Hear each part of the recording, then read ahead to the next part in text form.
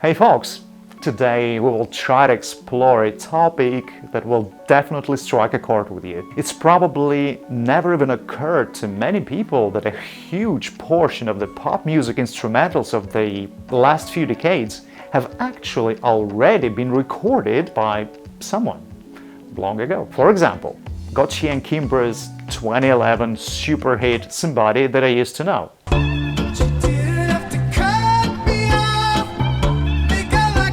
The lead guitar part was recorded back in 1967 by Brazilian guitar player and composer Luiz Bonfá. All Gotye needed to create the basis for the song was a small piece from the intro of that guitar player's song.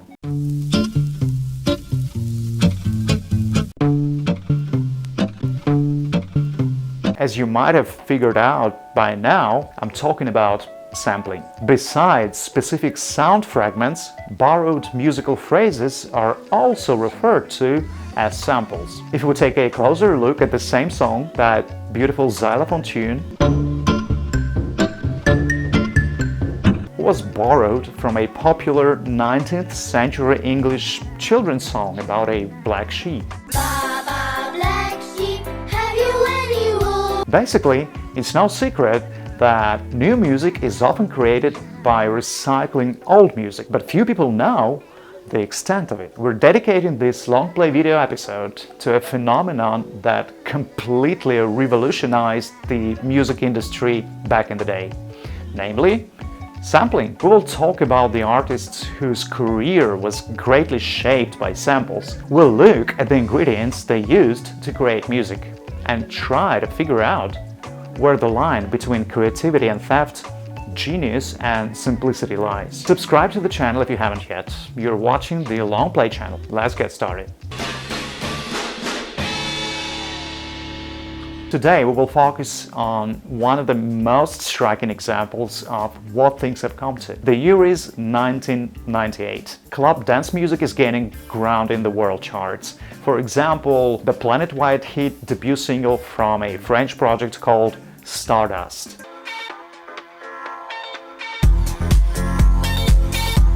Music sounds better with you. Designed exclusively for dance floors, the experiment by Thomas Bongaultier, Alan Braxe and Benjamin Diamond has sold hundreds of thousands of copies. And the music video, directed by highly acclaimed Michel Gondry, was a big hit on music TV channels. The Virgin label offered the members of the project $3 million for a full-length album.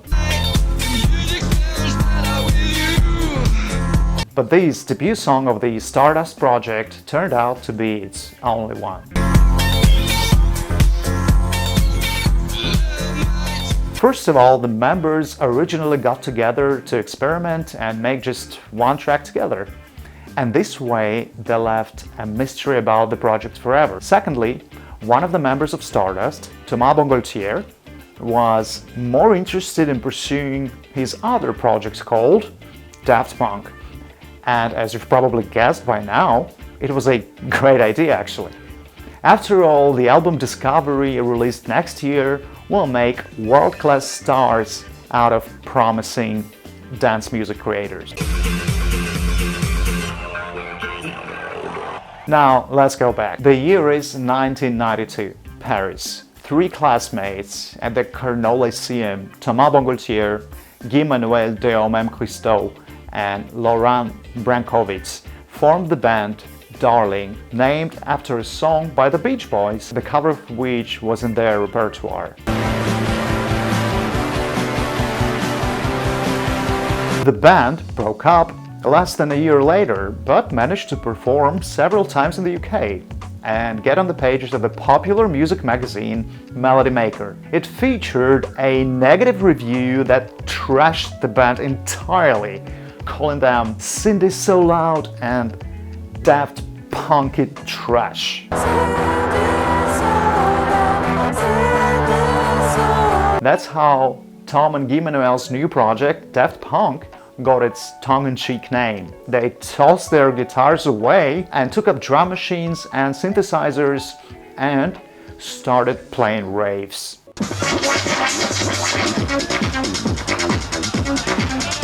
Their debut single, The New Wave, gained the attention of independent Scottish label Soulman.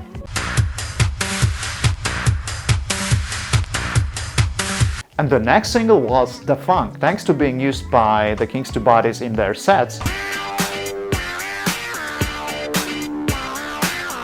became the first commercial success for Daft Punk and brought them a contract with Virgin. Excuse me, sir. Do you have a few minutes to answer a few questions for our survey? Oh yeah, sure. Great. It's worth noticing, and this thread will run through Daft Punk's entire biography, that Virgin contract was far from the most financially appealing.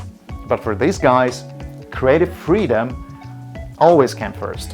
In 1997, their debut album called Homework was released. And now, let's take a look at a few examples of sampling old songs to get new sounds on this album. So we have this Elton John's beautiful song called Don't Go Breaking My Heart. Actually, it's a huge hit, smash hit with Kiki Deem, 1976.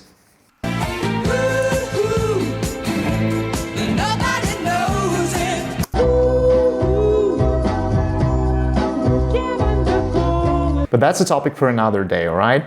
Now we need to find the right piece. Okay, we found it pretty fast. And we'll take two samples out of it. Okay? Yes, we will.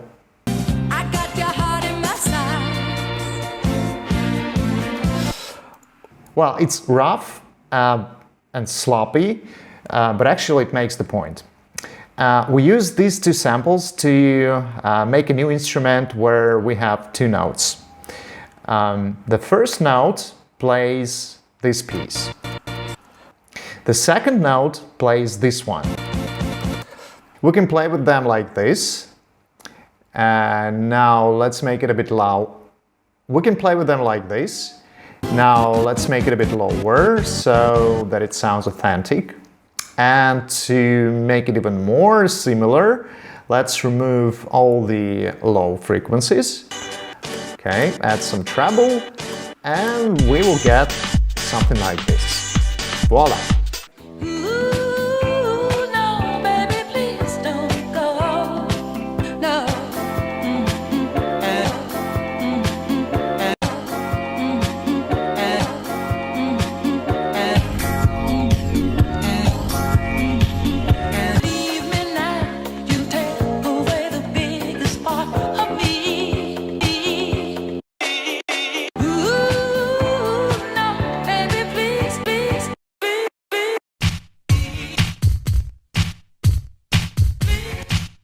Of course, besides samples, Daft Punk used various synthesizers, drum machines, along with the instrument that is their trademark, called the vocoder. Around the world, around the world. It's not really an instrument, but rather a device, a speech synthesizer, originally created for communication, and later adopted by many musicians. As for the debut album, its biggest hit around the world deserves a special mention. Or rather, the music video for this song.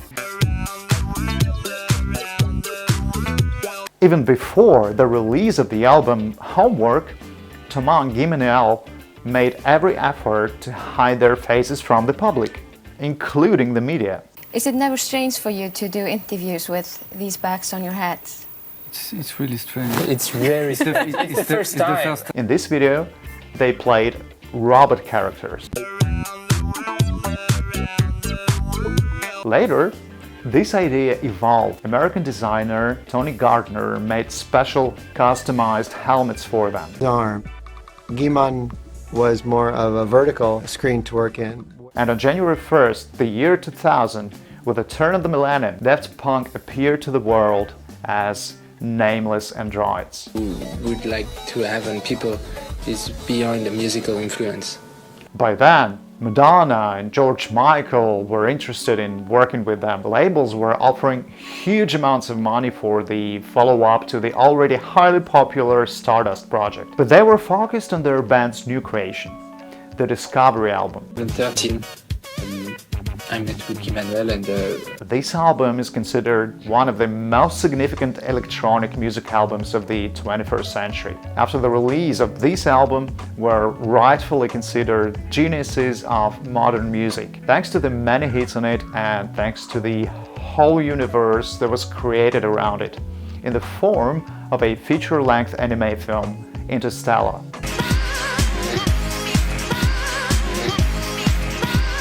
And there's certainly no arguing with that. But beneath this brilliance is music performed by artists few people know anything about. Get ready.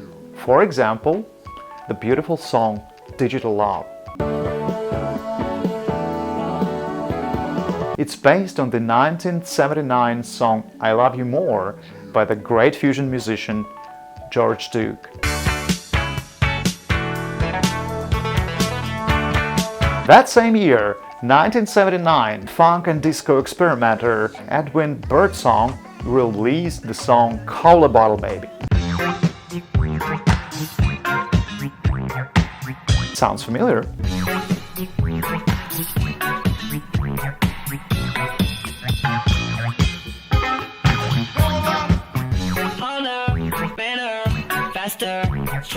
Now it's time for the vocal group Little Anthony and the Imperials and their 1977 song Can You Imagine? Does this ring any bells? What about now? That's more like it. Honestly, all these surprised me a lot back in the day, because I love Daft Punk so much for this music. But of course, it all wasn't copied identically. Still, working with samples is a special kind of art in which Daft Punk are some of the most outstanding artists in the world. We'll show it with a fairly simple but clear example. It's 1979 again. Eddie Jones, More Spell on You. We're gonna need a riff from this song. Okay, once again, we cut 3 samples rather sloppily.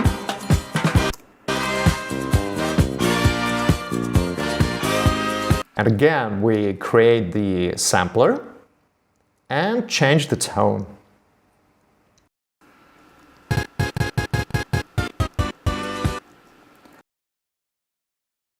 And let's remove the bass again.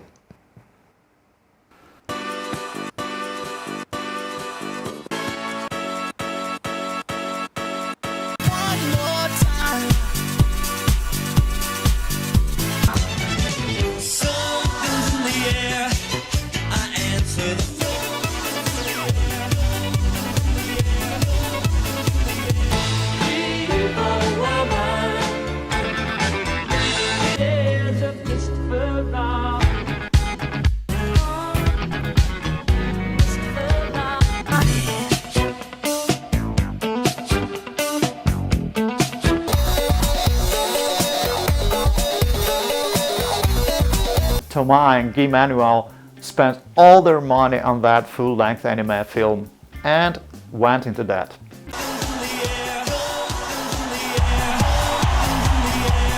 This gorgeous animated musical was originally conceived as a small promo video for the album, for the production of which they enlisted their childhood idol, Japanese animator Leiji Matsumoto. But things went out of hand, and the creative minds ramped it up to a feature.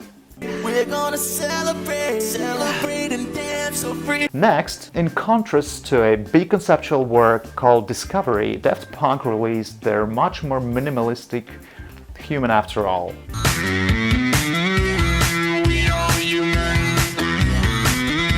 It was created in just 6 weeks. 2 of which was spent on recording and 4 on mixing. It's hard to believe, but all they used to record the album was an electric guitar, 2 drum machines, a vocoder, and an 8-track tape recorder. When I found out about it, the first thing I thought was, how did they achieve that incredible sound in my favorite song? I'll show you how. So this time it's 1980. The song Release the Beast by funk band Breakwater. Let's take a listen to the intro first. So it's quite obvious with the intro. We just cut these beats. We will not cut out the drums, but you'll get the idea with these two. Again, we'll make a sampler out of them and play something like.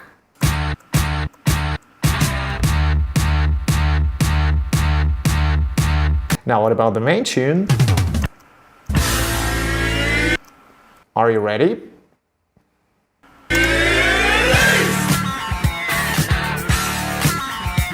Nothing. It's already complete. I know, we also have to record something with vocoder. Yeah, it's exactly the same.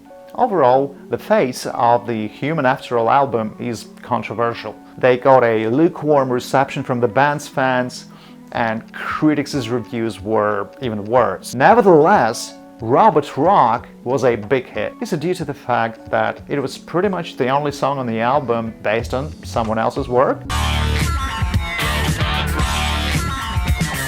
Maybe. In 2006, at the Cannes Film Festival, the movie Electroma premiered, in which Daft Punk acted as directors and screenwriters.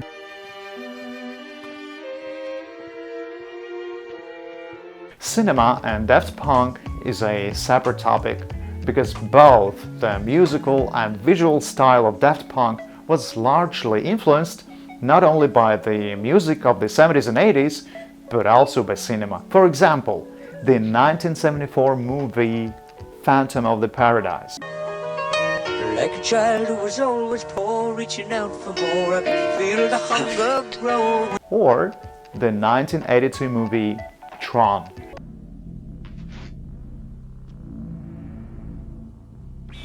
For the sequel of Tron in 2010, Daft Punk wrote a soundtrack together with a symphony orchestra of 100 people and even appeared in the movie as a cameo.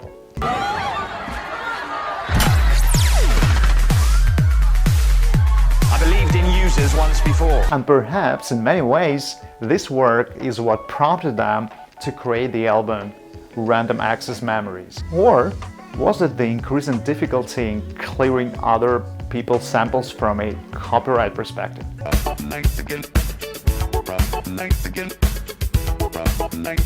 Either way, it's the most groundbreaking work in Daft Punk history. It incorporates both contemporary music and their beloved era, the 70s.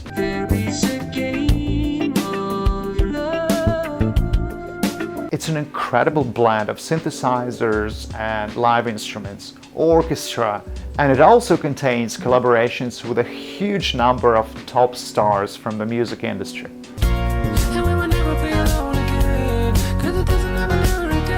On the one hand, it has virtually no borrowing or sampling. On the other hand, it's all deliberately made with pieces and reminiscent of the 70s hits. She's up all night to the sun. I'm up all night to get some. She's up all night for good fun. As with every new Daft Punk full-length album, it garnered mixed response from the band's old fans and brought in new ones. Personally, Random Access Memories is one of my favorite albums ever, in which the band I loved for essentially borrowing other people's work proved themselves to be a big deal. As for the samples, things aren't so straightforward when it comes to Daft Punk. On the one hand, they turned samples into incredible music. On the other hand, many of their big hits were filled with borrowed material. Is it creative? Definitely. In my opinion, similar to cover songs. This is the whole point of the eternal life of music. And even if you have to look back to create something new, there's nothing wrong with that, as long as it's within the law, of course. In our next videos, we'll take a look at many other examples of sample-based musicians and, of course, the French house phenomenon, of which Daft Punk is the most prominent representative. Be sure to subscribe to our channel so you don't miss these videos. I wish you all the best. Bye-bye. And lastly, guys, how could I forget this one?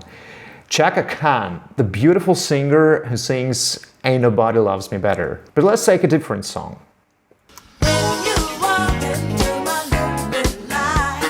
Or rather, the intro. Let's cut it. Let's be a little more precise just to make it sound nice. And let's play around with this great sample.